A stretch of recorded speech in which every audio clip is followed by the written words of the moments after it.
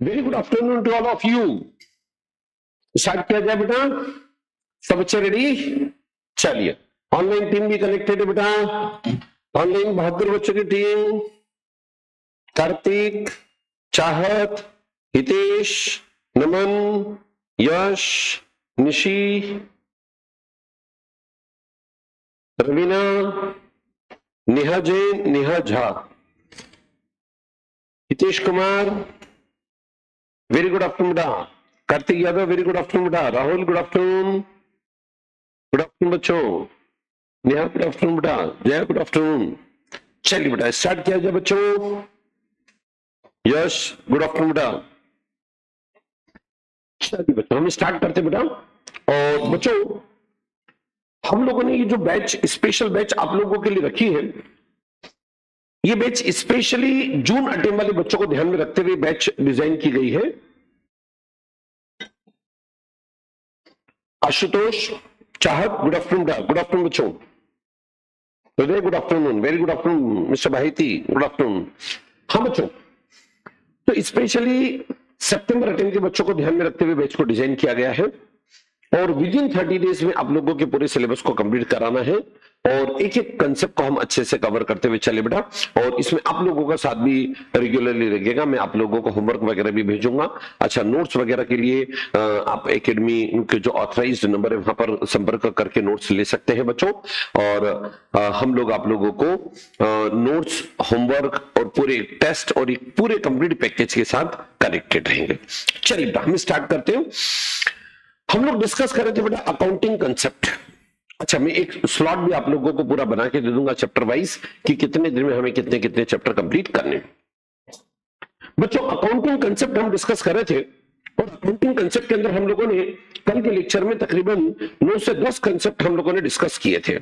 Yes, आज कुछ और कंसेप्ट हम डिस्कस करके देन नेक्स्ट चैप्टर की ओर आगे बढ़ेंगे, कैपिटल रेवेन्यू आइटम की ओर आगे बढ़ेंगे, देन टाइप्स ऑफ अकाउंट की भी बात करेंगे और यहां तक का बेसिक कंप्लीट करके फिर हम मेन चैप्टर्स की ओर आगे बढ़ते हैं। बच्चों, हम लोगों को डिस्कस करना था, तकरीबन 10 कंसेप्ट हम डिस्कस कर चुके थे, 4 कंसेप्ट और हमें डिस्कस करने थे। कंजर्वेटिज्म कंसेप्ट, लिखिए बेटा, कॉपी में हेडिंग दीजिए तब तक। कंजर्वेटिज्म कंसेप्ट, प्रूडेंस कंसेप्ट, बस कंसेप्ट का नाम लिख लीजिए बेटा।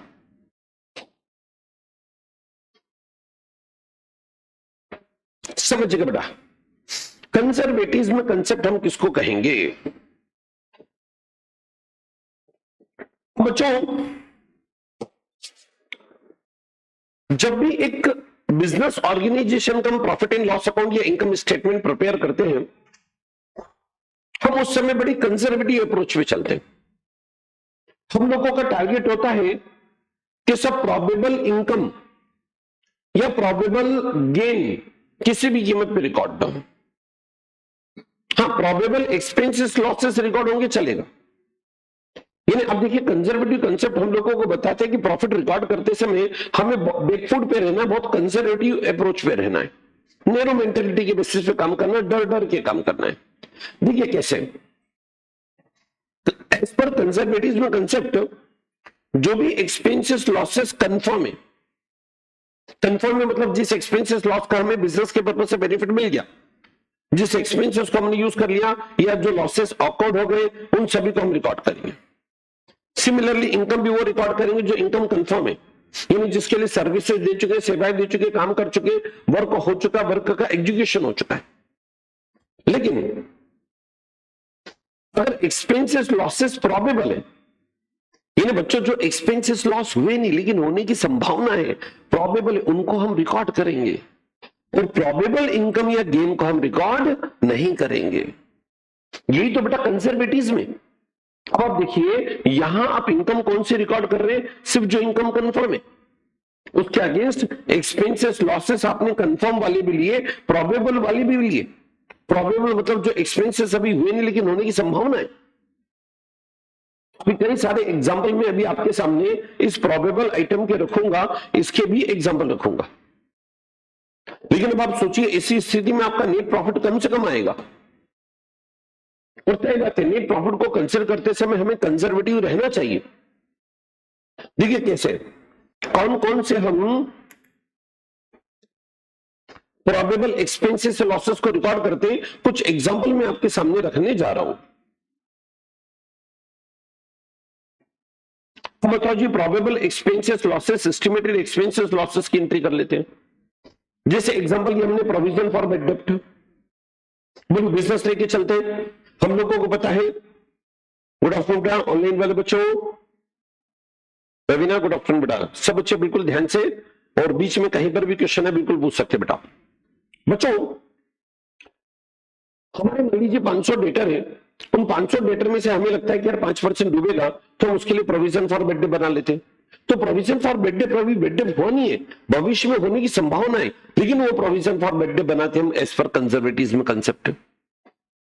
Provision for discount on debtor, suppose कर लीजिए हमारे 500 डेटर है, इसमें से 5% डेटर डूबने की संभावना है, बाकी 95% से अमाउंट रिकवर होने की संभावना है, मतलब 95% हमारे गुड डेटर है। अब गुड डेटर से भी कलेक्शन करना इतना आसान नहीं है, उनसे जब कलेक्शन करने जाएंगे हमें उनको डिस्काउंट देना पड़ता है।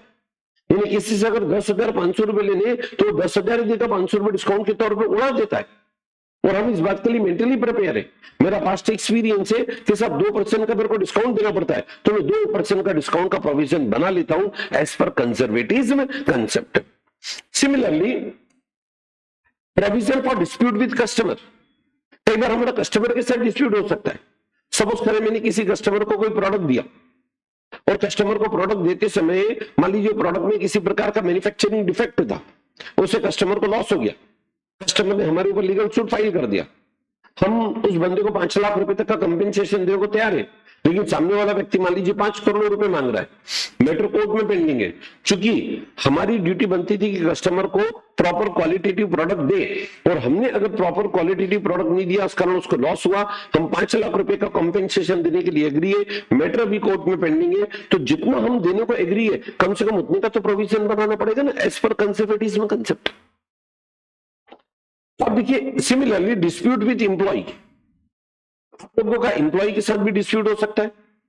मान लीजिए किसी एम्प्लॉय का एक्सीडेंट हो गया, सब किसी एम्प्लॉय का एक्सीडेंट हुआ, नॉर्मल सी इंजरी है, हमने उस बंदे को 1 लाख रुपए का कॉम्पेंसेशन देने की बात कर दी, वो बंदा 1 करोड़ रुपए मांग रहा है।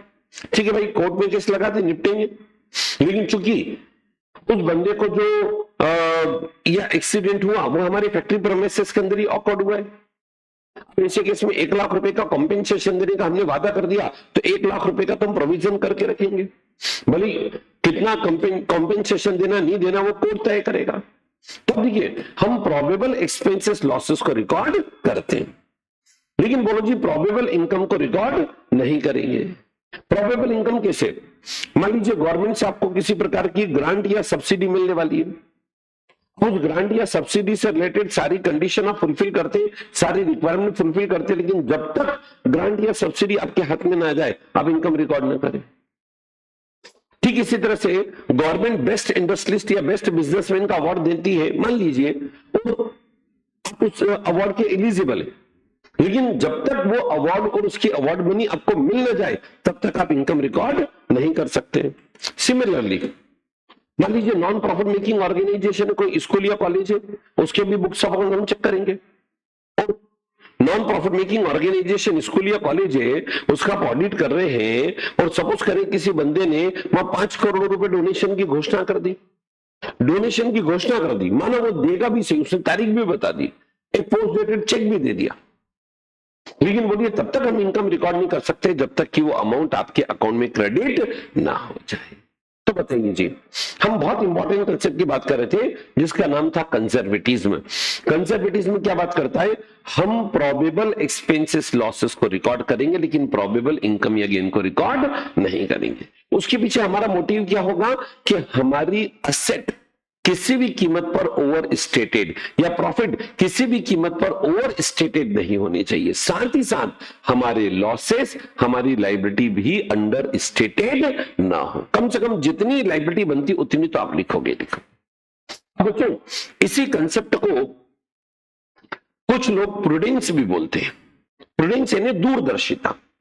और इसलिए दूरदर्शिता बोलते हैं कि यहां हमने क्या काम करा, प्रोबेबल एक्सपेंसेस लॉसेस को भी रिकॉर्ड करा, जिससे आप बताइए प्रॉफिट को कंसिडर करते समय हमारी अप्रोच कंजर्वेटिव है, और कंजर्वेटिव अप्रोच होने के कारण हमारे प्रॉफिट उतनी होंगे जितना कंफर्म दिखाई दे रहा है, और उसी में से हम ड्राइंग करेंगे। तो बोलो बेटा, कंसेप्ट सब बच्चों को क्लियर हुआ?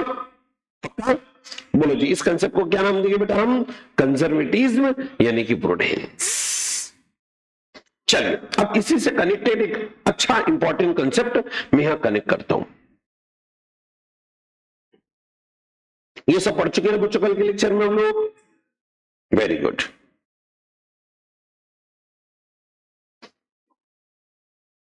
कंजर्वेटिज्म जहां मैंने एंड किया, वहीं से बच्चों में स्टार्ट करने जा रहा हूं रियलाइजेशन।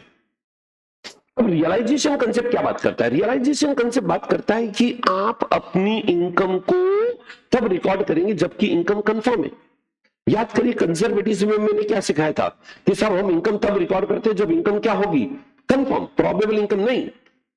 रियलाइजेशन कंसेप्ट इस बात को एस्टेब्लिश करता है कि आपकी इनकम कब कंफर्म मानी जाए, कब एक्रू मानी जाए, कब अराइज मानी जाए, कब उत्पन्न मानी जाए, कौन सी इनकम को कब हमें रिकॉर्ड करना चाहिए।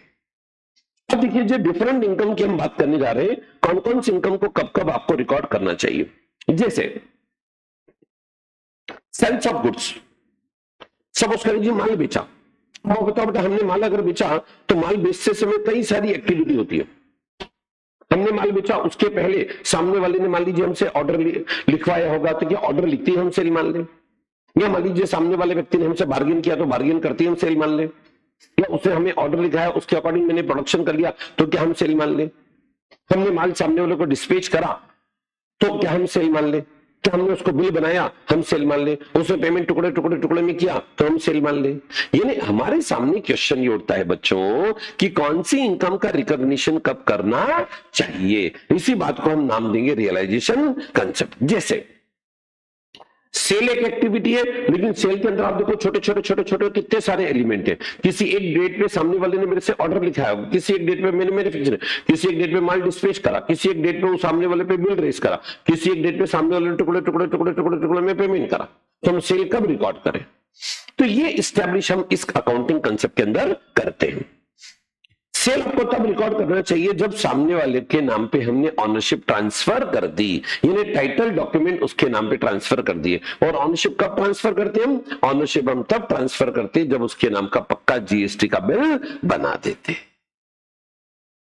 चलो जी, गुड सेंट ऑन अप्रूवल। अब बताओ जी, हमने माल कस्टमर को अप्रूवल पर भेजा, पसंदगी पर भेजा। कई बार गुड्स बेटा हम अप्रूवल पर भेजते, क्या हमने किसी को गुड्स अप्रूवल पसंदगी पे भेजा तो क्या सेल मान सकते हैं? नहीं भाई, सेल तब मानना चाहिए या तो कस्टमर गुड्स अप्रूव कर दे या टाइम लिमिट एक्सपायर हो जाए। कैसे? हमने सामने वाले को टाइम ग्रांट किया था 8 दिन में, यस नो बोल देना, 8 दिन का समय निकल गया तो हम उसको सेल मान सकते हैं। तो अगर आपने गुड्स अप्रूवल कर दिया तो उसको सेल मानने का राइट कब बनता है? या तो टाइम लिमिट के एक्सपायर हो जाने पर या उसके गुड्स के अप्रूव कर दिए जाने पर। चलिए, ऑनलाइन वाले बच्चे रिप्लाई दीजिएगा। गुड्स सेंट ऑन कंसाइनमेंट, बोलो जी, हमने कंसाइनमेंट पर माल भेजा, एजेंट को माल भेजा, क्या हम इसको सेल रिकॉर्ड कर सकते हैं? बोलिए बच्चों। नहीं कर सकते बेटा। क्यों नहीं कर सकते बच्चों? क्योंकि सेल हम तभी रिकॉर्ड कर, अभी देखो माल हमने भेजा, नॉट भेजा, और भेजा तो हम सेल नहीं मान सकते बेटा। इसको सेल तभी मानना पड़ेगा जबकि goods sold by agent to another person, agent goods किसी थर्ड पार्टी को बेचते। Similarly goods sent to branch, मान लो जी इंदौर में ऑफिस है, बॉम्बे में हमारा ब्रांच ऑफिस है, मैंने ब्रांच ऑफिस को माल भेजा, क्या हम उसको अपनी बुक में सेल रिकॉर्ड कर ले? बोलिए बच्चों। नहीं भाई, अगेन गुड्स भेजा, not bay. There is difference between भेजा and बेचा। Yes, भेजा है बराबर बेटा। तो देखो जी, अगर आपने ब्रांच को माल भेजा तो आप सेल तभी रिकॉर्ड करेंगे जबकि ब्रांच ने वो माल किसी अनदर पर्सन को बेचा। चलिए ठीक, इसके बाद अब बताइए कमीशन इनकम। हम कई प्रकार की कमीशन देते, कमीशन या मान लीजिए हमें कमीशन मिल रहा है, चलो कमीशन की इनकम को हम अपने बुक में कब रिकॉर्ड करें? तब रिकॉर्ड करेंगे जिस एक्टिविटी के लिए मेरे को कमीशन मिल रहा है वो एक्टिविटी मैंने कंप्लीट कर दी हो, वर्क मैंने पूरा कर दिया हो, टास्क मैंने पूरा कर दिया हो, वर्क मैंने एग्जीक्यूशन कर दिया हो। जैसे एग्जांपल के तौर पे सब मैं प्रॉपर्टी ब्रोकर हूं और मैंने किसी का मकान बिकवाना है, मैंने मकान बिकवा दिया तो मैं कमीशन रिकॉर्ड कर सकता हूं, बराबर होगा। मान लीजिए मैंने आपका माल बिकवाने के लिए कमीशन ले लिया, मैंने आपका माल बिकवा दिया तो मैं कमीशन रिकॉर्ड कर सकता हूं। या मान लीजिए मैं एक फाइनेंस कराने वाला एजेंट हूं, मैंने आपका फाइनेंस करा दिया तो मैं सेल रिकॉर्ड कर सकता हूं, बराबर बेटा। तो सेल आप कब रिकॉर्ड कर सकते हैं? जो सामने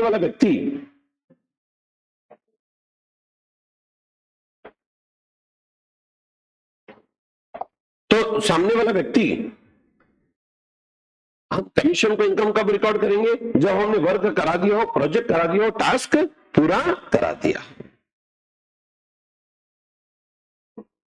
बोलो यहां तक सब बच्चों को क्लियर, ईमानदारी से? चलिए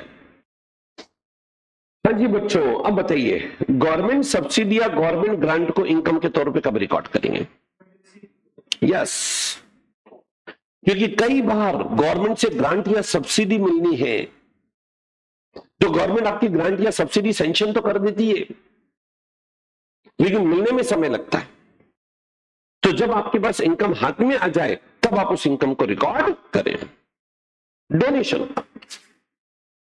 अब हो सकता है सब एक स्कूल का हम ऑडिट कर रहे हैं, सज्जन कृष्णा, ये कृष्णा नाम के सज्जन,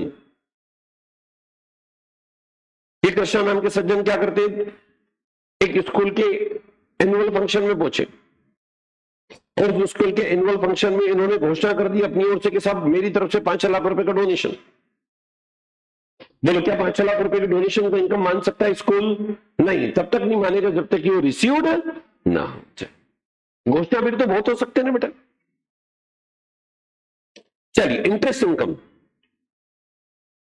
इंटरेस्ट इनकम, हाँ जी बच्चों, इंटरेस्ट इनकम को कब इनकम के तौर पे रिकॉर्ड करेंगे?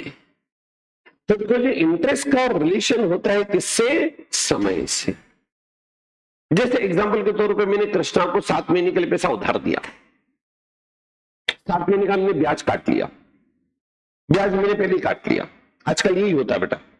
अब बताओ 7 महीने का ब्याज मैंने पहले काट लिया, आज 31 मार्च का दिन है मान लो, अब 7 में से 5 महीने हो गए तो बोलो 5 महीने के इंटरेस्ट को इनकम मान सकता हूं। 7 में से 6 हो गए तो बोलो 6 महीने की इनकम मान सकता हूं। 7 में से मान लो 7 महीने हो गए तो बोलो 7 महीने की इनकम को मैं रिकॉर्ड कर सकता हूं। और चलो आज 31 मार्च से मेरे को होश आया कि यार 8 महीने हो गए, कोई दिक्कत नहीं, क्योंकि टाइम एक्सपायर्ड हो गया, इंटरेस्ट की इनकम को आप रिकॉर्ड कर सकते हैं on the basis of expiry of time. मैं 8 महीने की इनकम रिकॉर्ड करूंगा, भले 1 महीने का ब्याज जब वो मिलेगा तब लेंगे ना भाई उससे। चलो बताओ बेटा, क्या है तक सब बच्चों को क्लियर? हमारी ऑनलाइन टीम को भी clear? Very good, online team भी रिप्लाई देती जाए बेटा, और किसी प्रकार का डाउट, डिफिकल्टी, प्रॉब्लम, विघ्न, बाधा, परेशानी, संकट हो तो बिल्कुल बताते जाए। चलो हम आगे बढ़ते हैं।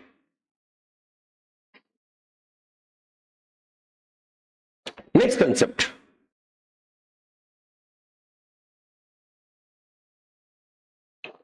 Going concern concept. समझिए बेटा गोइंग कंसर्न कंसेप्ट क्या बात करता है। बच्चों याद करो, कल मैंने आपको सेपरेट बिजनेस एंटिटी प्रिंसिपल पढ़ाया था और उसमें मैंने आपको बताया था कि बिजनेसमैन और बिजनेस दोनों अलग अलग होते हैं। ये बिजनेसमैन बिजनेस दोनों अलग अलग है। बुक्स ऑफ अकाउंट आप किसकी मेंटेन करेंगे? बिजनेस की। बिजनेस की बुक भी हम कैसे मेंटेन करते हैं? तो भाई बिजनेस की बुक हम ये इस माइंडसेट से मेंटेन करते हैं कि हमने एक बार बिजनेस स्टार्ट किया ना तो हमारा बिजनेस सदियों तक चलेगा, शताब्दियों तक चलेगा, युगों युगों तक चलेगा, आदिकाल अनादिकाल तक निरंतर यानी इनडेफिनेट पीरियड तक बिजनेस चलेगा। तो गोइंग कंसर्न अजम्पशन के अंदर जब हम अकाउंटिंग करते हैं तो इस अजम्पशन पे अकाउंटिंग करते हैं कि हमने एक बार बिजनेस स्टार्ट किया तो हमारे बिजनेस लॉन्ग पीरियड तक चलेगा, इनडेफिनेट पीरियड तक चलेगा। देखिए कैसे, कुछ उसके एग्जांपल दे रहा हूं। सपोज करें आपने मान लीजिए ये एक बिजनेसमैन है मिस्टर एम, नहीं सॉरी मिस्टर कृष्णा, कृष्णा यहां पर मौजूद है। सपोज करें बिजनेसमैन है मिस्टर कृष्णा, एज इनकी सिर्फ 98, सिर्फ 98 बेटा, 98 की एज में बिजनेस कर रहे हैं। इन्होंने बिजनेस के लिए एक मशीन खरीदी, 50 लाख रुपए की मशीन। जब आप इनके ऑर्गेनाइजेशन को ऑडिट करने जा रहे हैं, बड़ी शान से बोल रहे हैं सब 50 लाख की मशीन खरीदी, 50 साल चलेगी और एवरी ईयर में 1-1 लाख रुपए का डिप्रिसिएशन होगा 50 साल तक। अब आप बताओ 98 की एज का व्यक्ति अगर ये बात करेगा कि मैं 50 साल तक डिप्रिसिएशन लगाऊंगा 1-1 लाख रुपए, तो हंसी तो आ जानी है। लेकिन वो बंदा कॉलर पकड़ के आपको समझाएगा कि साहब आपको अकाउंटिंग मेरी नहीं करनी, अकाउंटिंग किसकी करनी है, बिजनेस की। और हम बिजनेस की बुक इस माइंडसेट से बनाते हैं कि मैं रहूं ना रहूं बिजनेस रहेगा गोइंग कंसर्न अजम्पशन के अकॉर्डिंग। और 1-2 साल में मैं तो मान के चल रहा हूं 50 साल ये असर चलनी है, 50 साल तक हमारा बिजनेस रहेगा और उसके बाद भी बिजनेस चलता चला जाएगा। ये मशीन हम 50 ईयर तक अपने बिजनेस में यूज करेंगे, उसके बाद दूसरी मशीन लाएंगे, वो अभी 50 साल यूज होगी, उसके बाद तीसरी और मशीन लाएंगे, इसे कई मशीनें हमारे धंधे में खप जाएगी। इस माइंडसेट से हम अपने बिजनेस की अकाउंटिंग, रिकॉर्डिंग, एंट्री करते हैं।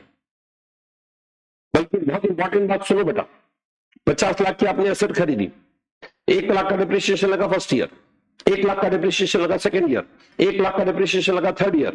मान लीजिए अब आपके बैलेंस शीट के अंदर उसकी एसेट की वैल्यू दिखेगी 47 लाख रुपए। अब आपके मन में क्वेश्चन उठ सकता है कि 47 लाख रुपए वैल्यू बच रही है, क्या मार्केट वैल्यू 47 लाख है? नहीं भाई, मार्केट वैल्यू से मेरे को कंपेयर करने की जरूरत ही नहीं। मार्केट वैल्यू तो रोज अप्स एंड डाउन होते हैं। मार्केट वैल्यू से कंपेयर वो करेगा जिसको बिजनेस बंद करना है। हम बिजनेस बंद करने की बात ही नहीं करते, हम तो ये सोच के बात करते हैं कि हमारा बिजनेस लंबे समय तक चलेगा। लंबे समय चलेगा मतलब गोइंग कंसर्न अजम्पशन के अकॉर्डिंग इनडेफिनिट पीरियड तक चलेगा। बोल बड़ा फंडा क्लियर बच्चों? पक्का? अब बच्चों यहीं पर एक बहुत इंपॉर्टेंट बात और बोल सकते हैं, ऑनलाइन टीम ध्यान देना बेटा, यह एक बहुत इंपॉर्टेंट बात और हम बोल सकते हैं। 3 फंडामेंटल अकाउंटिंग अजम्पशंस हैं, याद है बेटा आपको? कौन कौन से? सबसे पहले गोइंग कंसर्न, दूसरा कंसिस्टेंसी, तीसरा एक्रूअल। अब बच्चों ये 3 अकाउंट के बेसिक ऐसे फंडामेंटल अकाउंटिंग अजम्पशंस हैं जो कि अकाउंटिंग स्टैंडर्ड 1 भी बोलता है।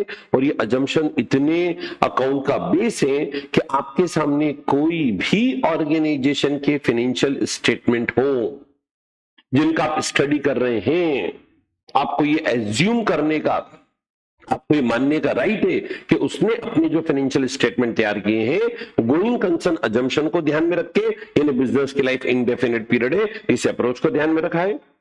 Accounting policy and accounting method में वो कंसिस्टेंट है, इन अकाउंटिंग पॉलिसी मेथड को बार बार चेंज नहीं किया। तीसरा एक्रूअल बेसिस पर अकाउंटिंग की है, मतलब इनकम वो रिकॉर्ड की है जिस इनकम के लिए हम सर्विसेज दे चुके हैं, और एक्सपेंसेस वो रिकॉर्ड किए जिन एक्सपेंसेस का बेनिफिट हम उठा चुके हैं। और अगर आपने इन 3 फंडामेंटल अकाउंटिंग अजम्पशन को फॉलो करा तो ऐसे केस में आपको बैलेंस शीट के नीचे किसी प्रकार का फुटनोट देने की जरूरत नहीं। हम ये मान के चलते हैं कि आपने अपनी books of account in 3 fundamental accounting assumption को फॉलो करते हुए प्रिपेयर एंड प्रेजेंट किए। बोलिए बड़ा, यहां तक सब बच्चों को क्लियर? चलिए जी,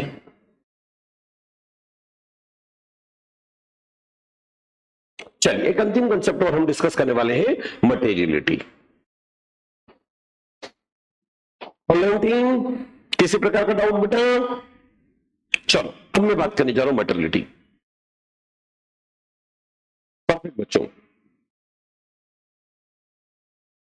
चलिए मटेरियलिटी बच्चों एस 1 के अकॉर्डिंग जब भी किसी ऑर्गेनाइजेशन के financial statement prepare and present हम करें, हम मटेरियलिटी कंसेप्ट के अकॉर्डिंग काम करें, मतलब वो इंफॉर्मेशन जो मटेरियलिस्टिक इंफॉर्मेशन है, जो शेयर होल्डर के डिसीजन यानी हमारे फाइनेंशियल स्टेटमेंट के जो भी यूजर है, जो भी बंदा हमारे पीएनएल बैलेंस शीट को स्टडी कर रहा है, उस बंदे के डिसीजन को इन्फ्लुएंस कर सकती है वो सारी इंफॉर्मेशन मटेरियलिस्टिक इंफॉर्मेशन।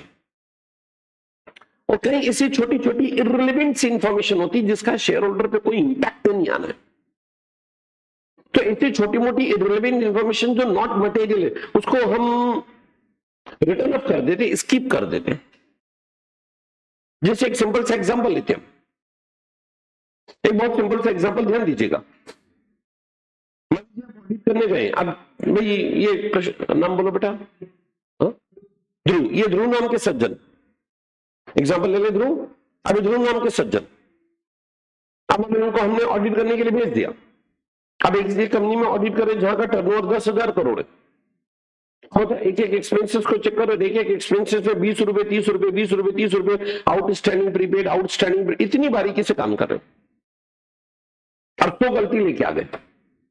ध्रुव भाई तो मेरे को समझाना पड़ेगा, क्योंकि 20-20 30 रुपए के आउटस्टैंडिंग प्रीपेड की आपने 100 गलती में लेके आ गए और हमने 100 रेक्टिफिकेशन एंट्री भी कंपनी में करा दी, तो ज्यादा फर्क कितने का पड़ेगा? 5,000 2,000 का फर्क पड़ेगा। और आप जानते हो कंपनी का पीएनएल जो बैलेंस शीट बनता है ना, ऊपर ही लिखा होता फिगर्स इन थाउजेंड्स। तो आज आपने जो 100 रेक्टिफिकेशन एंट्री करी ना, वो पॉइंट में भी नहीं दिखना है। और आप अपनी कमेंट अगर करते हैं और उसमें लिखते हैं कि साहब कंपनी में आउटस्टैंडिंग पीरियड में 100 गलतियां निकाली, तो शेयर होल्डर ध्यान नहीं देगा, क्योंकि उसका मटेरियल इंपैक्ट नहीं, उसका इंपैक्ट ओवरऑल प्रॉफिटेबिलिटी में 5,000 ही है। और कई बड़े ऑर्गेनाइजेशन तो इस मटेरियलिटी कंसेप्ट के बेसिस पे बैलेंस शीट के नीचे एक नोट डाल देते हैं कि भाई 10,000 रुपए तक के खर्चे या 20,000 तक के खर्चे, जैसा ऑर्गेनाइजेशन का वॉल्यूम ऑफ ट्रांजेक्शन, कि भाई 20,000 रुपए तक के खर्चे में हम लोगों ने आउटस्टैंडिंग प्रीपेड एक्रूड अर्नर्ड को ध्यान नहीं रखा, मतलब कैश बेसिस पे रिकॉर्ड किया। मटेरियलिटी के और एग्जांपल देता हूं जहां पर की छोटी मोटी इंफॉर्मेशन को रिटर्न ऑफ कर देते हैं। अब बताओ, ये ध्रुव नाम के सज्जन, मान लो जिस बिजनेस की अकाउंटिंग कर रहे हैं, 10 रुपए की फाइल परचेस की। अब बताओ 10 रुपए की फाइल परचेस की, इनका मानना साहब फाइल 5 साल चलेगी। 10 रुपए की फाइल पर 5 साल तक डिप्रिसिएशन लगाने की बात कर रहे हैं। इतने छोटे लेवल पर अकाउंटिंग नहीं कर सकते, पूरा पीएनएल में रिटर्न ऑफ कर देंगे एज पर मटेरियलिटी कंसेप्ट। इसी तरह से ध्रुव भाई, मान लो कंपनी ने एक 15 रुपए का पेचकस खरीदा, इनका मानना साहब पेचकस 3 साल चलेगा, मैं 5-5 रुपए का डिप्रिसिएशन लगाऊंगा। इतने छोटे लेवल पर अकाउंटिंग करने जाओगे तो एक एक पेचकस 25 पानी पे मेरे को डिप्रिसिएशन लगाना पड़ेगा। वो बिजनेस का मालिक आपके हाथ जोड़ लेगा, भैया आप पेचकस आप लेके जो आपको ज्यादा जरूरत है। ध्रुव नाराज नहीं होना बेटा, नाराज नहीं होना, मन शांत रखना और गुस्सा भी नहीं करना। हाँ, तो देखो मटेरियलिटी कंसेप्ट के अकॉर्डिंग छोटी मोटी इंफॉर्मेशन, इररिलेवेंट इंफॉर्मेशन को हम रिटर्न ऑफ कर देते हैं, लेकिन जो मटेरियलिस्टिक इंफॉर्मेशन है, जो महत्वपूर्ण जानकारी, वो हमें शेयर होल्डर को देनी पड़ती है। कैसे महत्वपूर्ण हो सकती है? जैसे एक सिंपल सा एग्जांपल, मान लो कंपनी को करंट ईयर में लॉसेस हुए, या मान लो कंपनी को करंट ईयर में लॉसेस हुए, ठीक है, कंपनी ने ऐसे प्रॉफिट में से डिविडेंड बांट दिया जो अभी उसने कमाए ही नहीं थे, ओवर वैल्यूएशन करके उसने डिविडेंड बांट दिया, तो ये वो प्रॉफिट बांट दी जो उसने कमाई ही नहीं है। मटेरियलिस्टिक इंफॉर्मेशन, ये इंफॉर्मेशन जाननी चाहिए। चलो बोल बड़ा, क्या है तक से बच्चों को क्लियर? यस, ये बच्चों मैंने आप लोगों को एक बहुत इंपॉर्टेंट सा सेगमेंट कंप्लीट कराया, अकाउंटिंग कंसेप्ट। क्या अकाउंटिंग कंसेप्ट सब बच्चों को क्लियर है? चलिए बेटा आगे बढ़ा जाए। चलो सेकंड चैप्टर हम स्टार्ट करने जा रहे हैं। आप निकालिए बेटा चैप्टर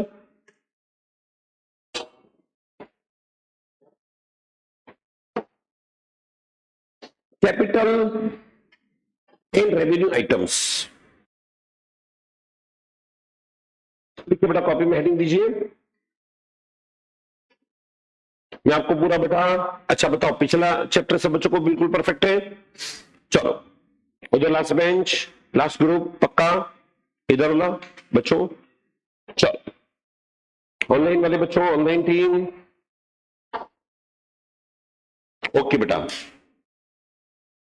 पूरा 30 दिन का एक स्लॉट देखिए, कौन कौन से चैप्टर कितने कितने दिन में कवर होंगे, ये सब मैं आपको सिस्टमेटिक दे देता हूं। हम स्टार्ट करने जा रहे हैं बेटा capital item versus revenue item. बच्चों इस चैप्टर के अंदर हम लोगों को 5 कंसेप्ट डिस्कस करने होते हैं। सबसे पहली बात, capital expenses, revenue expenses, deferred revenue expenses, capital receipt and revenue receipt. चलो जी, हम बात करने जा रहे हैं capital expenses and revenue expenses.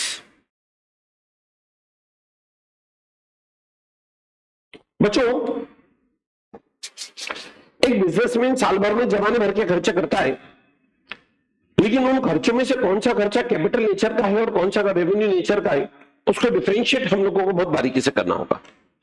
ये दोनों का ट्रीटमेंट अलग अलग है। कैपिटल नेचर के एक्सपेंसेस को बैलेंस शीट में लेके जाएंगे तो रेवेन्यू नेचर के आइटम को प्रॉफिट एंड लॉस अकाउंट के अंदर लेके जाएंगे।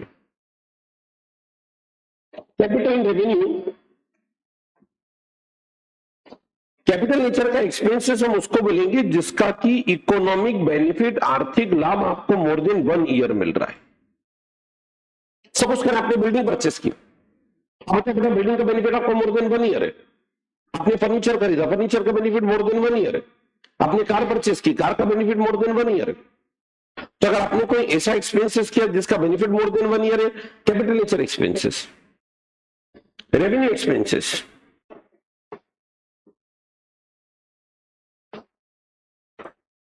रेवेन्यू नेचर एक्सपेंसेस हम उसको बोलेंगे जिसका इकोनॉमिक बेनिफिट लिमिटेड है 1 अकाउंटिंग ईयर में, मतलब 1 अकाउंटिंग ईयर में उसका बेनिफिट एब्जॉर्ब हो जाएगा, 1 अकाउंटिंग ईयर में उसका बेनिफिट एग्जॉस्ट हो जाएगा। एग्जांपल के तौर पे आपने सैलरी दी, मतलब आपने रेंट पे करा, 1 साल का रेंट पे करा, 1 साल तक उसके बिल्डिंग को यूज कर सकते। 1 साल का आपने इंटरेस्ट पे करा, सामने वाले के फंड को 1 साल तक हम यूज कर सकते। ये कृष्णा नाम के सज्जन को हमने 1 महीने की मजदूरी दी, मजदूर पढ़ लिख लेते तो सैलरी मिलती बेटा, मजदूर। अब बताओ, इनको हमने 1 महीने की मजदूरी दी तो बेनिफिट 1 महीने, मतलब 1 महीने काम करेंगे। ध्रुव, इनको 12 महीने की सैलरी दी, अंतर है। अब बताए 12 महीने हमारे वर्क करेंगे तो उसका बेनिफिट हमें 12 महीने के अंदर मिल जाएगा, एब्जॉर्ब हो जाएगा। तो बोलो, कैपिटल रेवेन्यू, कैपिटल नेचर की एक्सपेंसेस का benefit more than 1 year, revenue nature की एक्सपेंसेस का बेनिफिट 1 अकाउंटिंग ईयर तक लिमिटेड है। कैपिटल नेचर में कोई असेट क्रिएट होती है, बिल्डिंग बनी, फर्नीचर बना, और ऐसी असेट जिसको अपन चाहे तो बीच में बेच सकते, which can be sold. Revenue nature, there is no creation of any asset, कोई एसेट क्रिएट नहीं होगी, बस आपको बेनिफिट मिल रहा है।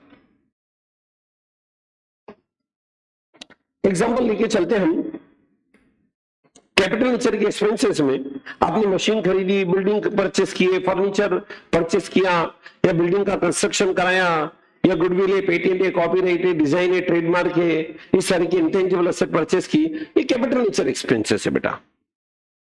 रेवेन्यू एक्सपेंसेस, भाई सैलरी पे की, रेंट पे किया, कमीशन है, इंटरेस्ट है, ये सब हम लोगों के लिए रेवेन्यू नेचर के एक्सपेंसेस है। अब एक बहुत इंपॉर्टेंट बात बेटा,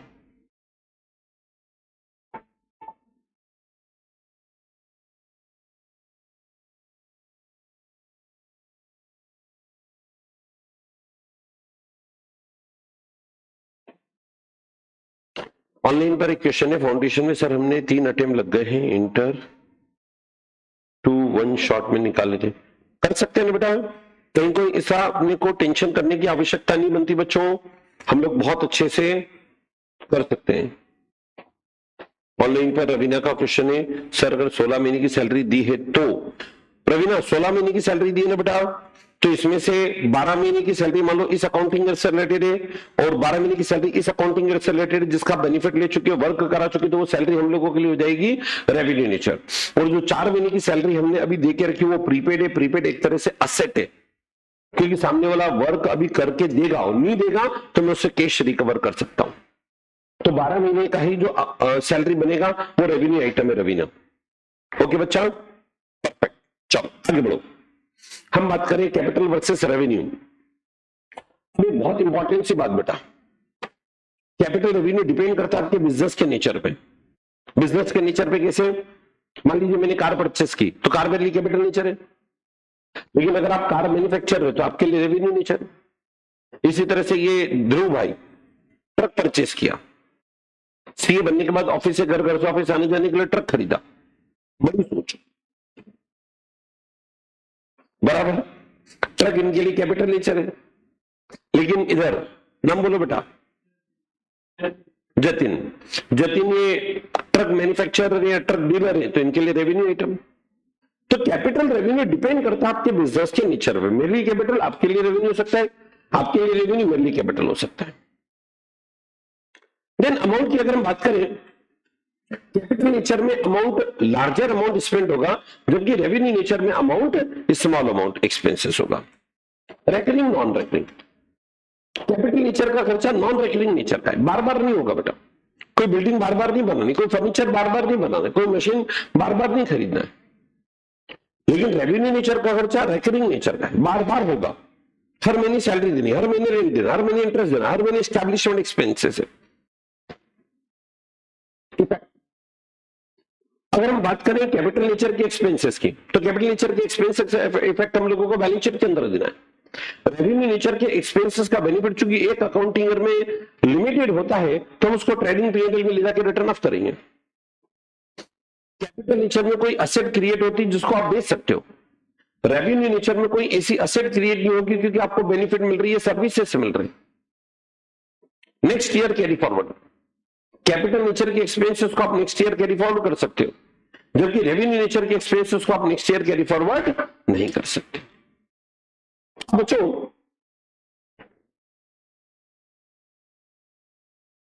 फाउंडेशन का अटेम मैटर करेगा क्या? कोई मैटर नहीं करता बेटा।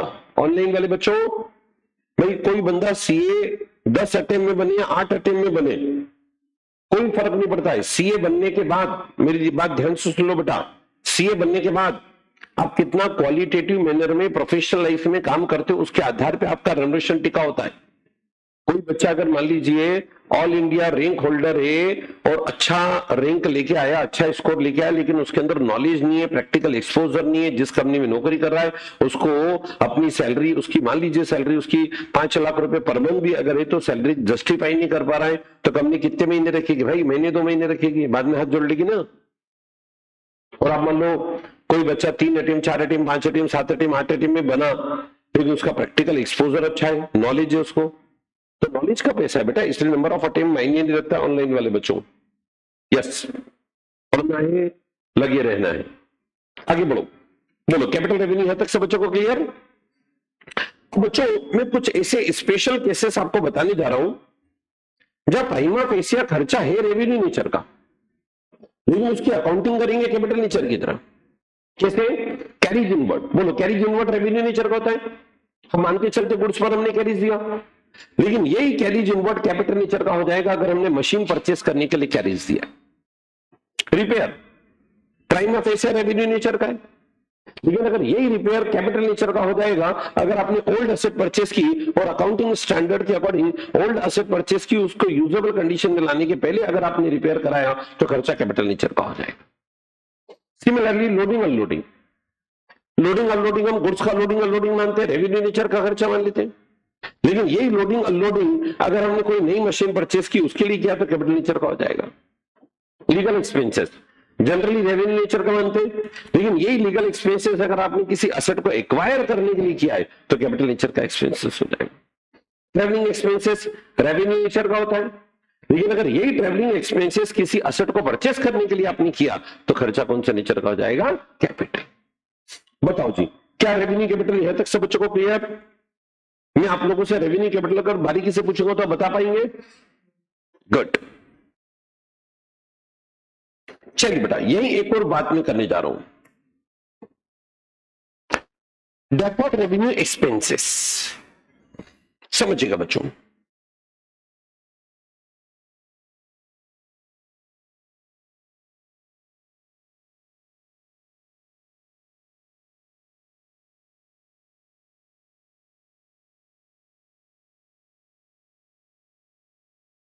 हाँ जी बेटा।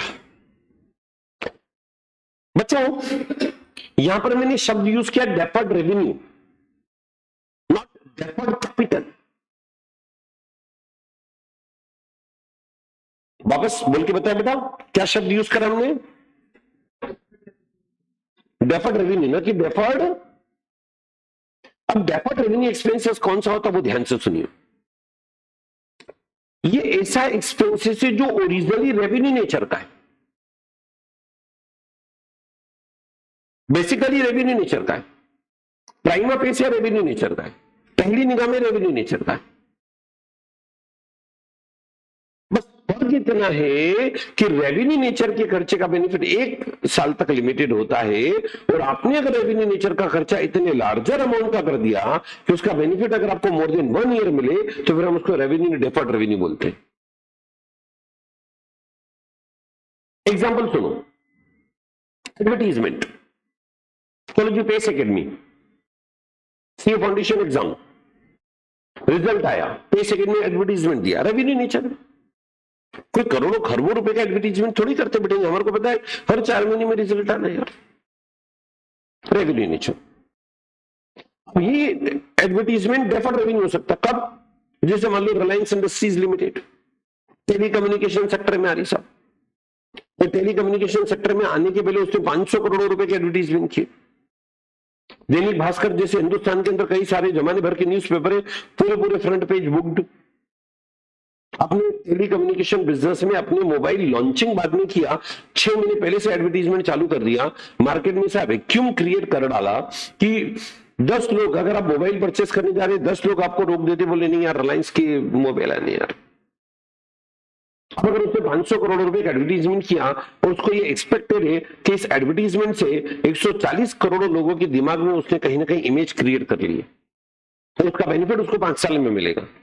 तो फिर वो उस एक्सपेंसेस को पीएनएल में 1 साल में रिटर्न ऑफ नहीं करेगा, बल्कि कितने साल में रिटर्न ऑफ करेगा, 5 साल। 500 करोड़ को डिवाइडेड बाय 5 करा मैंने, 100 करोड़ रुपए एवरी ईयर पीएनएल में डालेगा, और बचा हुआ जो अमाउंट है वो बैलेंस शीट के असेट साइड में लिखेगा डेफर्ड रेवेन्यू एक्सपेंसेस के तौर पर। मानो वो असेट ऐसी नहीं कि जिसको बेच के आपको बहुत कुछ मिल जाएगा, ये बुकिश एडजस्टमेंट वाली असेट है, लेकिन बैलेंस शीट के असेट साइड में लिखेंगे। बोलो बड़ा, डेफर्ड रेवेन्यू क्लियर हुआ? ओरिजिनली खर्चा कौन सा नेचर का होता है, रेवेन्यू, बट बेनिफिट कितने साल मिल रहा है आपको, मोर देन, इसे मैं उसको बोल रहा हूं डेफर्ड रेवेन्यू। चलो एग्जांपल चेंज करता हूं, बताना, discount, discount allowed to debtors, revenue है, वेरी गुड। कोई धंधा लेके बैठे, डेटर को डिस्काउंट देना पड़ता है, परमिट करना पड़ता है। चलो मैं एग्जांपल चेंज कर रहा हूं, मान लो आपको दिया discount on issue of debentures. मेरी कंपनी में मान लो इतना अच्छा ट्रैक रिकॉर्ड है नहीं साहब, अभी न्यूली स्टैब्लिश कंपनी है, मेरे को डिवेंचर इशू करने, 1 लाख डिवेंचर मेरे को इशू करने, मेरे को लगता है कि साहब मेरा पब्लिक इशू फेलिवर नहीं हो जाए। मैंने 100 रुपए के डिवेंचर इशू किए, 1 लाख डिवेंचर इशू किए और 10 रुपए के डिस्काउंट पे इशू कर दिए, 10 साल के लिए डिवेंचर इशू किए। अब मेरे को ये तो कॉन्फिडेंस है कि 10 रुपए का डिस्काउंट दे रहा हूं, लेकिन इस चक्कर में लोग मुझे पैसा देंगे और 10 साल तक इस मनी को मैं यूज कर पाऊंगा अपने बिजनेस के अंदर, अभी कहलाएगा discount on issue of debenture. अभी डिस्काउंट का अमाउंट लार्जर अमाउंट का है और उसका बेनिफिट हमें मोर देन 1 ईयर मिलेगा, और मोर देन 1 ईयर मिलेगा तो हम उसको रेवेन्यू की वजह कौन से नेचर का बोलेंगे, डेफर्ड रेवेन्यू। चलिए, मुझे बहुत सारे एग्जाम्पल बनते तमाम प्रकार के, लेकिन क्या होता बेटा, अभी अपनी फास्ट ट्रैक बैच के अंदर हम लोगों की लिमिटेशन होती है, पूरे टारगेट, पूरे सिलेबस को हम लोगों को टारगेट करना होता है, जैसे की पॉइंट के एग्जाम्पल हम आप लोगों को लेके चल रहे हैं। पर आपके कंसेप्ट क्लियर हो रहे बच्चों? गुड। चलिए जी, कैपिटल एक्सपेंसेस लिया हमने, रेवेन्यू एक्सपेंसेस लिया, डेफर्ड रेवेन्यू एक्सपेंसेस लिया। नाउ अब मैं बात करने जा रहा हूं capital receipt and revenue receipt.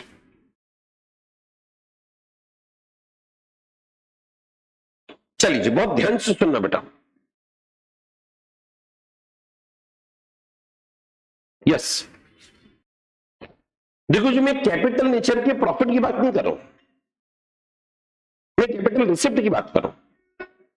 Similarly revenue nature के प्रॉफिट की बात नहीं कर रहा हूं, रेवेन्यू रिसिप्ट की बात कर रहा हूं। अब क्या होता है उसको समझो। कैपिटल रिसिप्ट, सपोज करिए हमारा बिजनेस है, कैपिटल रिसिप्ट बिजनेस में होने वाले इनफ्लोज है, ये ऐसे इनफ्लोज जिनके कारण हमारे बिजनेस की रिसोर्सेज बढ़ेंगे, असेट बढ़ेंगे। कैश के रूप में हो सकता है, बैंक के रूप में हो सकता है, डेटर किसी असेट के रूप में हो सकता है। अच्छा, ये इनफ्लो किसे, लार्जर अमाउंट के, ये इनफ्लो किसे, नॉन रिकरिंग नेचर के, बार बार नहीं होंगे। जैसे एग्जांपल के तौर पर अगर हम बात करें कैपिटल नेचर की रिसिप्ट की, sorry, amount received on sales of fixed asset, आपने फिक्स एसेट को बेचा और 50 लाख रुपए आए। देखो 50 लाख रुपए ये कैपिटल रिसिप्ट है, 50 लाख में प्रॉफिट भी हो सकता है और मैं प्रॉफिट या लॉस एसेट नहीं कर रहा हूं, आपके हाथ में जो 50 लाख रुपए उसकी बात करो, that is capital receipt. Amount received on sales of investment, आपने 10 लाख रुपए में इन्वेस्टमेंट बेचे, कैपिटल रिसिप्ट है, लार्जर अमाउंट का रिसिप्ट मेरे हाथ में आ रहा है। अगर मैं प्रॉफिट की बात नहीं कर रहा हूं, 10 लाख में इन्वेस्टमेंट को बेचने में मेरे को प्रॉफिट भी हो सकता है और लॉस भी हो सकता है। चलो एग्जांपल मैंने और ट्रेक ही चेंज कर दिया, amount received on issue of shares, अब तो हमारी कंपनी ने 500 करोड़ रुपए के शेयर इश्यू किए, वो जो शेयर के इश्यू करने पर पैसा आएगा, that is capital receipt. Bank loan taken, आपने 200 करोड़ रुपए का बैंक लोन लिया कंपनी ने, 200 करोड़ रुपए का इनफ्लो होगा, again it's a capital receipt. Amount received on issue of debentures, हमने 500 करोड़ रुपए के डिबेंचर इश्यू किए, 500 करोड़ रुपए का इनफ्लो होगा, again it's not profit, it's a capital receipt. Clear बच्चों? सही बेटा, अब मैं बात करने जा रहा हूं रेवेन्यू रिसिप्ट।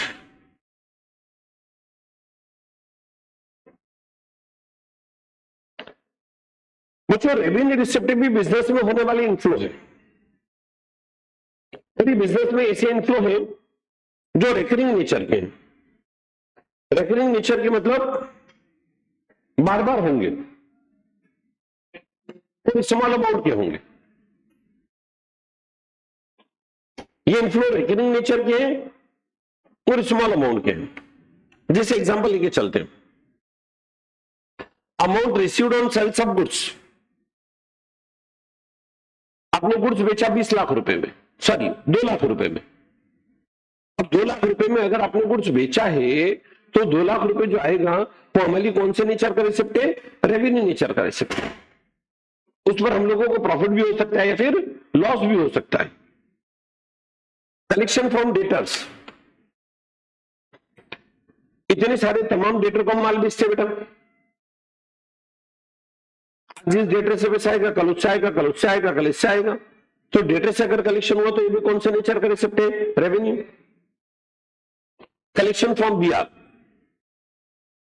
भाई हम लोगों को माल बेचते हैं, बिल्स रिसीवेबल हमारे पास आते, बीआर से कलेक्शन आया, बोलो बीआर से कलेक्शन आएगा तो भी कौन से नेचर का कहलाएगा, रेवेन्यू। कमीशन रिसीव्ड हुआ, हम अपना माल बेचते दूसरे का भी माल बेच दिया तो उस पर कमीशन मिला, आगे नहीं रेवेन्यू रिसिप्ट है। रेंट रिसीव्ड, भाई मान लीजिए हमारी बिल्डिंग है, बिजनेस की बिल्डिंग है 5 फ्लोर की, 4 फ्लोर बिजनेस की हमारी, 1 फ्लोर हमने किसी और को किराए पर दिया, सब लीज किया, वो सब लेटिंग से इनकम है, सब लेटिंग की जो इनकम है, ठीक है, जो रेंट आया उस रेंट को हम रेवेन्यू रिसिप्ट बोलेंगे। Income received on investment, business में कई बार हमारे पास सरप्लस फंड होता है, हम उसको इन्वेस्ट कर देते हैं तो उससे इंटरेस्ट या डिविडेंड की इनकम आती है। तो बताओ बेटा,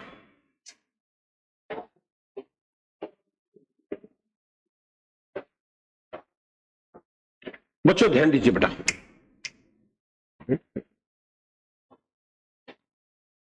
बच्चों इस चैप्टर के अंदर हम कितने कंसेप्ट डिस्कस करें बेटा, 5। बोलो जी, पहला कंसेप्ट, ऑनलाइन वाले बच्चे भी ध्यान दीजिए बेटा, गुड, एक लाइन में मेरे को कैपिटल एक्सपेंसेस बता सकते हैं, ऐसे एक्सपेंसेस जिसका benefit more than 1 year in creation of any asset. Revenue expenses,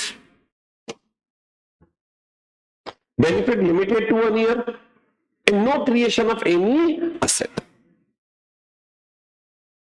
deferred revenue expenses, सोचिए बच्चों, originally revenue nature but benefit more than 1 year. Capital receipt and revenue receipt. बोलो जी, कैपिटल रिसिप्ट हम किसको बोलेंगे बेटा? कैपिटल रिसिप्ट, यस, बिजनेस के inflow और लार्ज अमाउंट के इनफ्लो, रिकरिंग या non recurring? Non recurring, good. अच्छा, रेवेन्यू रिसिप्ट, बिजनेस के इनफ्लो, रेवेन्यू नेचर या नॉन, सॉरी, रिकरिंग या नॉन रिकरिंग? रिकरिंग। ये बार बार होने वाले इनफ्लो है, बिजनेस में कंटिन्यूअसली इनफ्लो होंगे। चलो, अगर मैं क्वेश्चन आपसे पूछूं तो आप क्वेश्चन के रिप्लाई दे सकते बेटा।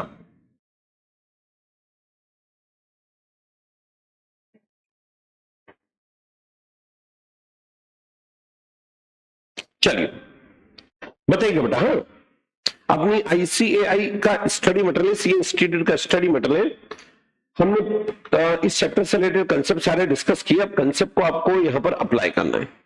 ऑनलाइन टीम आपकी जवाब देते जाए बेटा कि सब कैपिटल एक्सपेंसेस है, रेवेन्यू एक्सपेंसेस है, डेफर्ड रेवेन्यू है, कैपिटल रिसिप्ट या रेवेन्यू रिसिप्ट।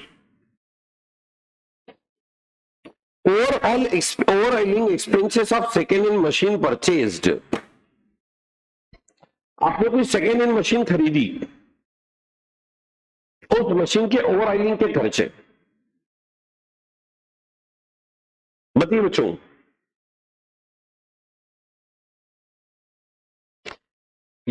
Very good.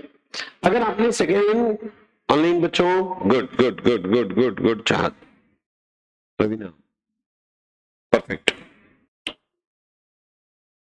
हाँ बच्चों सुनना, आपने कोई असेट परचेस की और उस असेट को यूजेबल कंडीशन में लाने के पहले जो खर्चे किए वो खर्चे कौन से नेचर के कहलाएंगे? Capital nature. Very good, capital nature, Nishi Rajput, perfect बेटा, आपका जवाब सही है। अब ये बताइए, legal expenses to acquire property, किसी प्रॉपर्टी को खरीदने के लिए आपने लीगल एक्सपेंसेस किए, बोलिए बच्चा। Capital, good. Amount spent is lawyer fee, हमने वकील की फी पे की है टू डिफेंड अ सूट, किसी बंदे ने कोई सूट फाइल किया आपके against, claiming that factory site belongs to plaintiff's land. Okay, ये बच्चों सिचुएशन क्या है बेटा? आपने फैक्ट्री बिल्डिंग बना ली। अब ये सज्जन, नाम बोलो बेटा आपका, राज नाम के सज्जन आए, हम फैक्ट्री बिल्डिंग बना के फैक्ट्री चला रहे हैं, राज नाम के सज्जन आके हमसे बोलते हैं, बोले फैक्ट्री शिफ्ट करो, ये जमीन इनकी है। अब क्या बात है यार, हमने अगर परचेस करी है तो सारे लीगल एविडेंसेस देखने, लीगल डॉक्यूमेंट देखने, लीगल ऑनरशिप देखने के बाद परचेस करी हुई। इनसे फालतू केस तो राज्य से लोग बहुत सारे इस देश के अंदर घूमते, फाइट करेंगे जी, एडवोकेट अपॉइंट करेंगे, एडवोकेट अपॉइंट किया, वो हमारे एविडेंसेस कोर्ट में रखेगा। अब इसके लिए आपने एक्सपेंसेस किया, बोलो जी एक्सपेंसेस कौन से नेचर का बच्चों? ऑनलाइन रेवेन्यू नेचर, बच्चे रेवेन्यू नेचर है, क्योंकि किसी असेट को पाने के लिए खर्चा नहीं कर रहे, उस असेट पर अपना राइट मेंटेन करने के लिए खर्चा कर रहे। ये मेरी असेट है यार, उस पर कोई क्लेम करेगा तो फाइट करेंगे ना यार, पक्का? Clear, good. एक्सपेंसेस कौन से नेचर का? रेवेन्यू। अच्छा, ऊपर कौन सा नेचर था? कैपिटल। वहां असेट एक्वायर कर रहे थे, पा रहे थे, और यहां असेट पर अपना राइट मेंटेन करने के लिए खर्चा किया। हाँ, लॉन्ग टर्म चले ना, कोई दिक्कत नहीं ना बेटा, हर साल जो खर्चा करते जाएंगे, हर साल एवरी ईयर रेवेन्यू नेचर मान के पीएनएल में खत्म करेंगे। हो सकता है किसी ने हमारी कंपनी, हमारी जमीन के ऊपर लीगल सूट फाइल कर दिया, केस 4 साल चला, साल के साल का खर्चा पीएनएल के अंदर डाल देंगे। क्योंकि याद करो, कैपिटल नेचर के लिए हम डिस्कस क्या करते हैं? कैपिटल नेचर का खर्चा वो खर्चा होता है जो एक बार असेट को यूजेबल कंडीशन में लाने पे के पहले तक का खर्चा कर दिया, वो उसकी कैपिटलाइज वैल्यू निकल जाती है। उसके बाद फिर कैपिटल नेचर का खर्चा तब होगा जबकि उस खर्चे को करने से आपकी कैपेसिटी बढ़ती है, या एडिशनल अर्निंग कैपेसिटी आपके पास आती है, या असेट में किसी प्रकार का एक्सटेंशन, एडिशन, एनहेंसमेंट, एक्सपांशन अगर हो रहा है तो। पक्का बच्चों? यहां तक सब बच्चों को क्लियर? गुड। चलिए जी, अब बताइएगा, रिप्लाई दीजिएगा। Amount spent for replacement of worn out part of machine. एक मशीन का worn out पार्ट, जला हुआ पार्ट बदलने का खर्चा। कोई मशीन है, उसका कोई पार्ट worn out हो गया, जल गया, उसको रिप्लेस करने का खर्चा। बोलो जी, रेवेन्यू। पक्का बेटा? चलिए, expenses incurred on repair and whitewash for first time on purchase of old machine। आपने कोई पुरानी मशीन खरीदी, उसका रिपेयर है, व्हाइट वॉश कराया। Capital nature, perfect. Expenses in connection with obtaining a licence. Licence को पाने के लिए खर्चा करा। अब बच्चों, सिनेमा हॉल चलाने के लिए कई बार लाइसेंस लगता है, फैक्ट्री चलाने के लिए कई बार लाइसेंस लगता है। तो लाइसेंस को पाने के लिए अगर खर्चा करा तो खर्चा कौन से नेचर का होगा? कैपिटल। अच्छा, यही मैं क्वेश्चन घुमाता हूं, बताना। लाइसेंस के लिए एवरी ईयर हमें रिन्यूअल फीस देनी पड़ती है, और एवरी ईयर जो रिन्यूअल फी देंगे वो खर्चा रेवेन्यू नेचर। पक्का? क्लियर? चलो, पॉइंट नंबर 8 का रिप्लाई दो बेटा।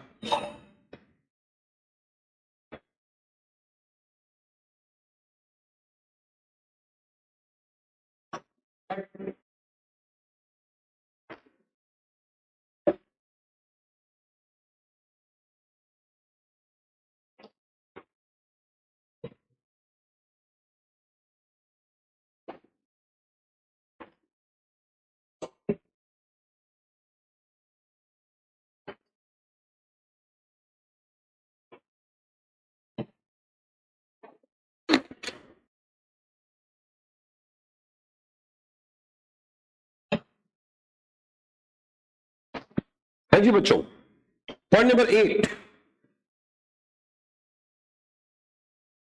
ऑनलाइन रिप्लाई है हमारे पास। ओके बेटा। Amount spend for construction of temporary huts. आपने टेम्पररी हर्ट्स का कंस्ट्रक्शन कराया, which are necessary for construction of cinema house.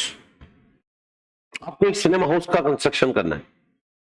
अब बेटा, सिनेमा हाउस में ऐसा तो हम कर नहीं सकते ना यार, कि दीवारें बना के कहीं से लाएं और उसके बाद फिट कर दे और सिनेमा हाउस रेडी कर दें। भाई, मजदूर को बुलाना पड़ेगा, महीने 2 महीने 6 महीने काम चलेगा। मजदूर, अब जैसे अपनी कृष्णा जैसे मजदूर है, ध्रुव जैसे मजदूर है ना, मजदूर है ना बेटा। हाँ, अब मजदूरों को वहां पे रहने के लिए झोपड़ी भी बनानी पड़ेगी बेटा। अच्छा, वो झोपड़ी, अच्छा सिनेमा हॉल बन जाने के बाद झोपड़ी रहने दोगे क्या? डिमोलिश करेंगे ना भाई, ये तो कब्जा करके बैठ जाएंगे बेटा, डिमोलिश करेंगे। अब बताओ, टेम्परेरी हर्ट्स बनाने और उसके डिमोलिशन का खर्चा कौन से नेचर का है? Very good, capital nature. बहुत से बच्चे रेवेन्यू नेचर मान लेते ये सोच के कि टेम्परेरी शब्द आया। अब शब्द टेम्परेरी पे मत जाओ, अब इस बात पे जाओ कि वो जो एक्सपेंसेस कर रहा है वो किसी लार्जर कंस्ट्रक्शन को कन्वीनियंटली करने के लिए कर रहे हैं। हमारा मोटिव क्लियर है, हमारा पर्पस क्लियर है। हमारा मोटिव क्या है? हमारा मोटिव है सिनेमा हॉल कंस्ट्रक्ट करना। अब सिनेमा हॉल को कंस्ट्रक्ट करने के लिए अगर हमने जो टेम्परेरी या छोटे मोटे खर्चे करे, तो सारे खर्चे सिनेमा हॉल की वैल्यू के अंदर जुड़ेंगे, कैपिटल नेचर का खर्चा है। क्लियर बच्चों? चलो जी, ये पॉइंट और बताइए। Money spent to reduce working expenses. हाँ जी बच्चों, money spent to reduce working expenses क्या है बेटा? पहले सुन लो। कभी कभी हम लोग टेंशन में आते हैं, या बिजनेसमैन, बड़े बिजनेसमैन टेंशन में आते हैं कि यार वर्किंग एक्सपेंसेस बहुत सारे, वर्किंग एक्सपेंसेस मतलब डे टू डे लगने वाले खर्चे बहुत सारे। अब डे टू डे लगने वाले खर्चे मतलब एक तरह से कौन से नेचर के खर्चे, और हम चाहते हैं इनको कंट्रोल करना। जैसे कई बार टेंशन में होते ना, यार इतनी बड़ी बिल्डिंग किराए पे लेकर रही, उसका किराया लग रहा है, इतना स्टाफ है, उसकी सैलरी लग रही, महीना जाते वक्त पता नहीं लगता, और रेंट है, सैलरी है, इलेक्ट्रिसिटी, टेलीफोन, और ये सारे जमाने भर के खर्चे जिनको हम यूजुअली एस्टैब्लिशमेंट एक्सपेंसेस की कैटेगरी के अंदर क्लासिफाई करते हैं, तो महीने का 5-7 लाख रुपए महीने का खर्चा। अब इनको कम करना चाहते हैं, इनको कम करने के लिए खर्चा करा। बोलो, इनको कम करने के लिए खर्चा कौन सा खर्चा करोगे आप? कैपिटल।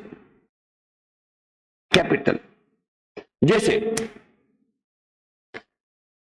सब किराए की बिल्डिंग है, 3 लाख रुपए महीने का रेंट लग रहा है, उससे बचने के लिए बिल्डिंग खरीदो, कैपिटल नेचर। माल लाने ले जाने के लिए भाड़ा बहुत लगता है, अपने ट्रक खरीदो, कैपिटल नेचर। इतना सारा स्टाफ है, तनख्वाही लगती है, जब कितने सारे स्टाफ है, तनख्वाही लगती है। स्टाफ को कम करो, मशीनें लगाओ, जो काम स्टाफ नहीं करेगा मशीनें करेगी। नहीं, कार्ड चेक करना है, बच्चों के फी रिकॉर्ड चेक करना है, गेट पे इस तरह के सिस्टम होते हैं। कई बड़े यूनिवर्सिटीज के अंदर आप देखेंगे भाई उनके आईडी कार्ड है, वो आईडी कार्ड पंच करेंगे तो ही गेट इंटर्ड होगा, उनके पेरेंट्स के पास मैसेज जाएगा, बच्चा इतने बजे आया, इतने बजे गया। हाँ, तो मतलब बताना हम चाह रहे हैं आपको। चलो, तो बोलो जी, वर्किंग एक्सपेंसेस को रिड्यूस करने के लिए एक्सपेंसेस जो करोगे वो कौन से नेचर के खर्चे हैं? पक्का? चलिए बेटा,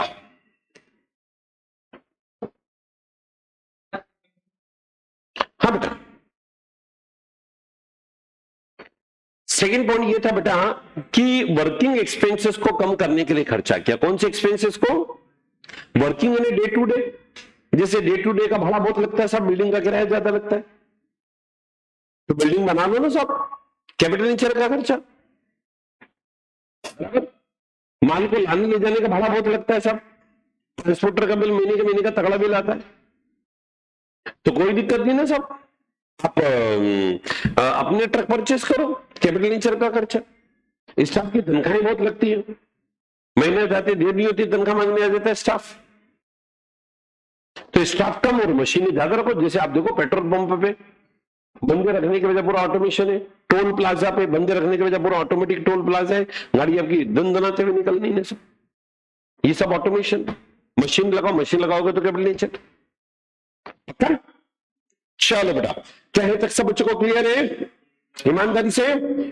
चलिए, आज मैंने अकाउंटिंग कंसेप्ट चैप्टर कंप्लीट कराया, उसके बाद आप लोगों को कैपिटल रेवेन्यू भी कंप्लीट कराया। चलो, एक और छोटा सा चैप्टर हम डिस्कस कर लेते हैं, बाकी फिर हम कल के लेक्चर में बात करेंगे। हम बात करने जा रहे हैं बेटा टाइप्स ऑफ अकाउंट। और बच्चों, जब हम टाइप्स ऑफ अकाउंट की बात करते हैं तो जनरली अकाउंट को हम कितनी कैटेगरी में बांटते हैं? 3, personal account, real account and nominal account. अब बहुत से बच्चे कंफ्यूज होते हैं personal account, real account, nominal account में, और ये इसलिए पहचानना जरूरी है क्योंकि जब आप जनरल एंट्री करने जाओगे, जब तक आप ये नहीं पहचानोगे कि जो हम ट्रांजेक्शन करें उसमें कोई पर्सनल अकाउंट है, तो आप debit the receiver, credit the giver को अप्लाई नहीं कर पाओगे। इसी तरह आप रियल अकाउंट को नहीं पहचान पाएंगे तो इसी केस में debit words comes in, credit words goes out, apply नहीं कर पाओगे। अब ये नहीं पहचान पाएंगे इस ट्रांजेक्शन के अंदर की नॉमिनल अकाउंट है, तो debit all expenses, losses, credit all income and gain, ये आप इफेक्ट नहीं दे पाएंगे। कुल मिला के अगर हम बात करें तो सबसे पहले आपको अकाउंट को पहचानना पड़ेगा कि अकाउंट कब पर्सनल है, कब रियल है, कब नॉमिनल है। और अगर हम इनकी कैटेगरी की अगर बात करें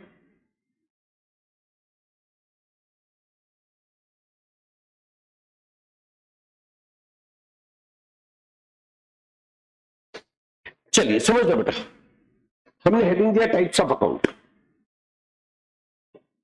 सबसे पहला कैटेगरी मेरे सामने कौन सा आएगा भाई? हाँ जी बच्चों, पर्सनल अकाउंट।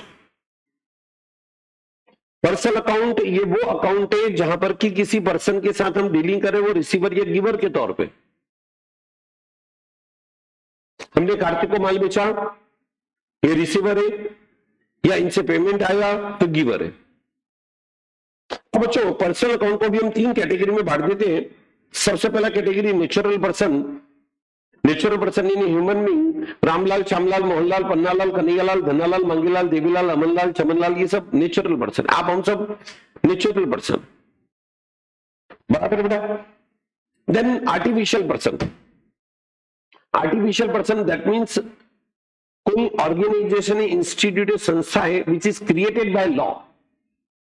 जैसे कृष्णा, कृष्णा अभी एक इंडिविजुअल पर्सन के तौर पे काम कर रहे थे, बिजनेस कर रहे थे, इनको मैं माल खरीदता बेचता था, तो मैं कृष्णा को डेबिट या क्रेडिट करता था, नेचुरल पर्सन है। अब कृष्णा ने पार्टनरशिप फॉर्म बना ली, तो मैं कृष्णा को डेबिट क्रेडिट नहीं करूं, इनकी फॉर्म को करूंगा।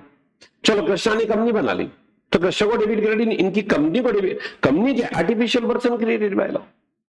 चलो इन्होंने क्लब, मान लो क्लब बनाया और क्लब भी संचालित ऑपरेट कर रहे, मैं क्लब को माल बेचूंगा तो क्लब को डेबिट करूंगा। या मान लो कोई ट्रस्ट बनी और ट्रस्ट को माल खरीदूंगा बेचूंगा, ट्रस्ट भी आर्टिफिशियल पर्सन है created by law. Then representative person, representative person हम किसको बोलेंगे, जहां पर कि उस पर्सन का नाम नहीं लिख रहे हम, उसका रिप्रेजेंटेटिव कौन खोल देते हैं। नेचुरल पर्सन और आर्टिफिशियल पर्सन दोनों को के नाम लिखने की बजाय उनका एक रिप्रेजेंटेटिव कौन खोल देते हैं। जैसे शेयर कैपिटल, अब हमारी कंपनी के 1 लाख शेयर होल्डर है, सबके नाम नहीं लिखेंगे बैलेंस शीट में, शेयर कैपिटल लिख देंगे, शेयर कैपिटल रिप्रेजेंटेटिव, उसको क्लिक करोगे तो सारी शेयर होल्डर के नाम आ जाएंगे। उसमें नेचुरल पर्सन भी हो सकते हैं, आर्टिफिशियल पर्सन भी हो सकते। डेटर्स, हमारे 500 डेटर, 500 डेटर के नाम बैलेंस शीट में थोड़ी लिख सकते हम, रिप्रेजेंटेटिव को लिख देते डेटर, उसको क्लिक करोगे तो सारे डेटर के नाम आ जाएंगे। उसमें कुछ नेचुरल पर्सन हो सकते हो, कुछ आर्टिफिशियल पर्सन भी हो सकते हैं। चलिए ठीक, इसके बाद मैं बात करने जा रहा हूं real account. Real account goods या असेट को रिप्रेजेंट करते हैं। रियल अकाउंट का फंडा ही क्या बनता है, debit words comes in, credit words.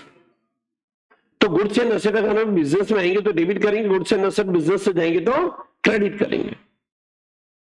अच्छा, इन रियल अकाउंट को भी 2 कैटेगरी बांट देते बेटा बल, टेंजिबल एंड, चलो टेंजिबल किसको बोलते हैं जानते हैं कि बेटा आप, टेंजिबल वो है जिसका फिजिकल एग्जिस्टेंस है, फिजिकल सब्सटेंस है, फिजिकल कंटेंट है, फिजिकली डिलीवर कर सकते हैं, ट्रांसफर कर सकते हैं, शिफ्ट कर सकते हैं, मूव कर सकते हैं, फिजिकली सेल कर सकते हैं, फिजिकली उनका आकार, प्रकार, रूप, स्वरूप, फॉर्म, स्ट्रक्चर होगा। एग्जाम्पल के तौर पे देखिए, कैश इन है, मोटर कार है, फर्नीचर है, लेने बिल्डिंग है, प्लांट एंड मशीन है। चलो जी, इंटेंजिबल, इंटेंजिबल ऐसी असेट है या ऐसे गुड्स है जिनका फिजिकल एग्जिस्टेंस नहीं है, फिजिकल सब्सटेंस नहीं है, physically move, shift, deliver, transfer नहीं कर सकते, ये जस्ट हम इमेजिन कर सकते हैं, जस्ट फीलिंग्स हो सकती है, इस तरह की इंटेंजिबल असेट की।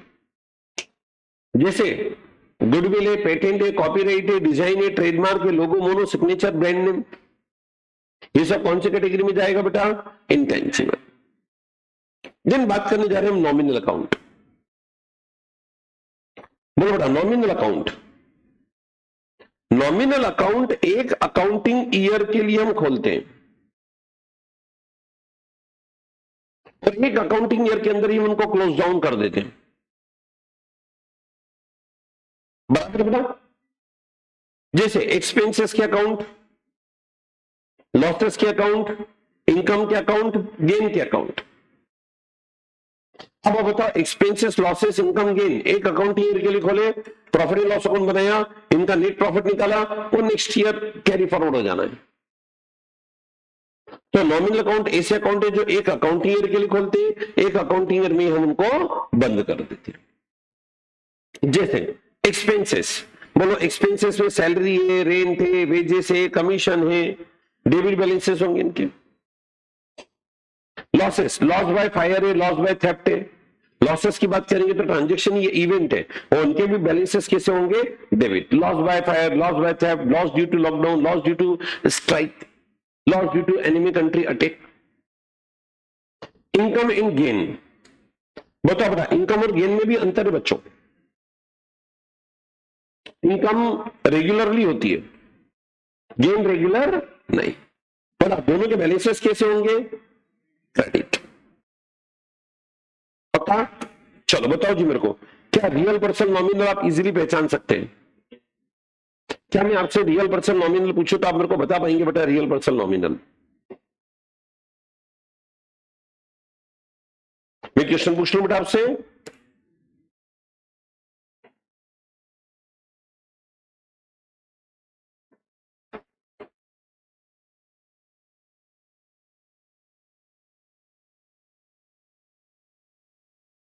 चलिए कुछ अकाउंट की रिप्लाई दीजिएगा। बैंक अकाउंट, पर्सनल, पर्सनल में भी कौन सा पर्सन?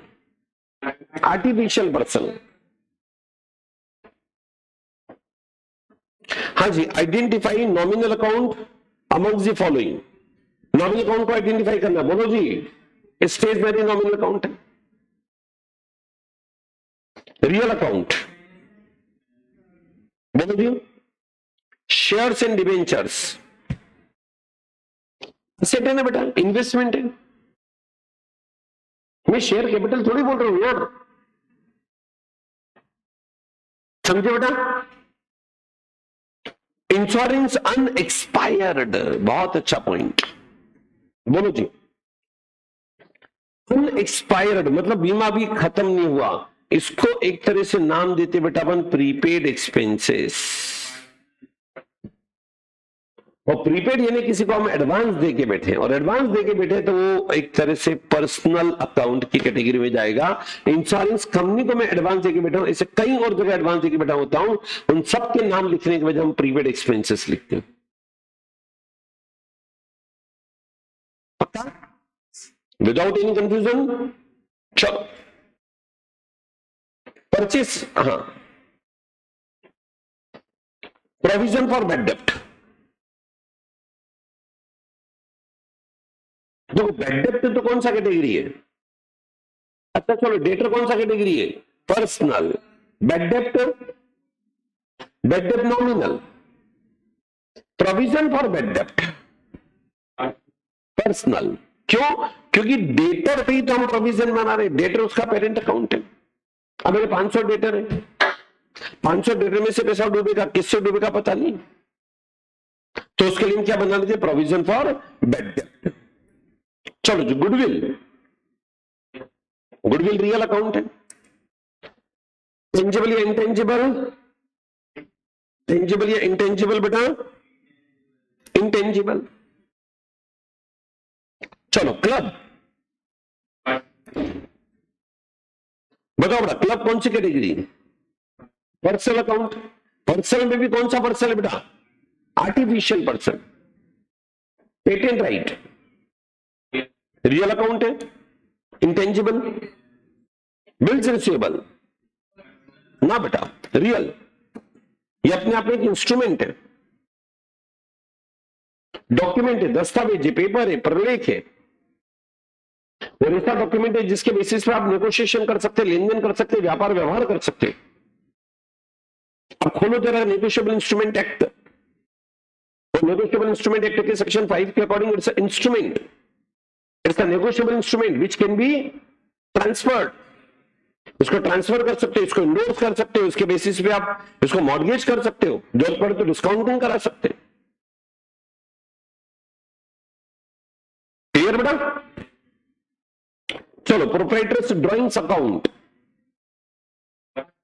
पर्सनल। अच्छा, पर्सनल में भी कौन सा पर्सनल है? रिप्रेजेंटेटिव, बिजनेस के मालिक को रिप्रेजेंट कर रहा है। Bank overdraft, personal.